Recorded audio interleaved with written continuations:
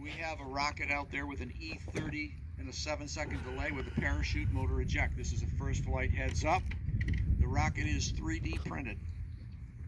So this is not a commercial rocket. We have continuity. Range and sky are clear, and we're going to go in 5, 4, 3, 2, 1. Not too bad. Yeah, well, it's supposed to go about 600 feet or so. As long as it Arcing ejects. over, and there's the chute. Up, And body something separation. came apart. We got multiple separations. Yep, the chute's separated from the bottom. It's gliding, sort of. Now it's tail first. Oh, it broke. Yep.